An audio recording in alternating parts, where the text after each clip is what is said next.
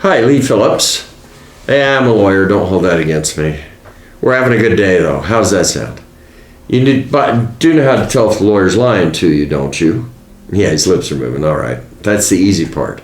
Here comes the hard part. What does a good dead lawyer do? A good dead lawyer lies still. You'll get it in a minute. At any rate, what I want to talk about in this YouTube video is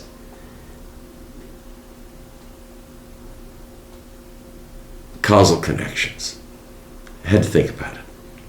Causal connections. Those are the things that get you in trouble. If I'm going to sue you, I can't just walk out on the street and sue anybody, and I can't sue you unless you have some sort of a causal connection to the complaint that I have against you. Typically, there are three things associated with causal connection. There was an act. You caused the accident out on the street. That gives you a connection, a causal connection as the lawyer calls it, to the accident. Another thing is ownership. You owned the car, and the car was not maintained well, so it was really your fault that there was an accident out on the street. Even though you weren't even the driver, you were the owner. You didn't do an act, but sheer fact that you owned the car will give you a connection, a causal connection to the incident. The other thing that often will tie you or connect you to a problem is management. You managed the rental unit where there was the accident, and it was your fault because you didn't take care of your management responsibilities and replace the brick in the sidewalk. So basically, you've got the act, you've got the ownership, or you've got the management that are issues in causal connection. And it's something that's often overlooked in asset protection. We talk about the corporate shield and all of this and that and the other stuff. And it does break your connection with what happens in the company, the corporate shield does. So it breaks that causal connection issue. Now, if you're officer or director or whatever, you may still be liable because you're on the other side of the corporate shield. But in theory, your personal life, your personal assets are protected by the corporate shield. What we want to do, though, is break the connections, the ability to connect you with things.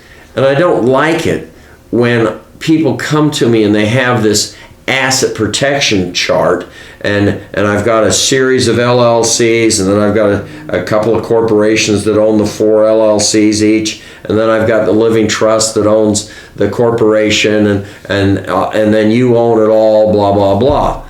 I don't like those pyramid type things because they're all connected.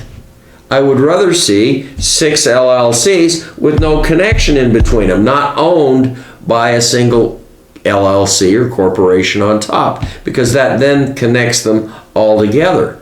Let's just have the 6 LLCs, and by the way, 6 is probably more than you can tolerate because you got to do the paperwork for all of them or it doesn't work. They don't give you the asset protection, the corporate shield that you wanted. Another story. At any rate, you've got the 6 of them, and I want this one isolated from this one, isolated from this one, isolated from this one. Yes, they are going to be owned by your living revocable trust so that the family doesn't have to probate those LLCs after you die, and how you get the LLC into the ownership of the trust is another YouTube video. But we want to break the connections. We don't want to encourage or tie things together. And these pyramid things that the asset protection guys make for you, just tie everything together. And it's kind of easy. It's like playing the game of Jenga or Jenga or whatever it is. You pull the one block out and the whole thing comes down on top of you because they're all connected. So when you think asset protection, think, I've got to have a causal connection to the problem before I'm in trouble. And if I can break the causal connection by putting a corporate shield in between you and the problem, or an LLC with its charging order protection, if I can make it so that the connections are broken, then I can achieve the asset protection that I want, because I'm in the accident out on the street. The guys can't sue you. You have no connection to it. This rental unit in this LLC has a big problem. Well, that's okay. It's isolated from this LLC over here. If I can connect it to this LLC that owns both of them, then I could go up here and back down. Can you see it? So think, break causal connections whenever you're planning asset protection.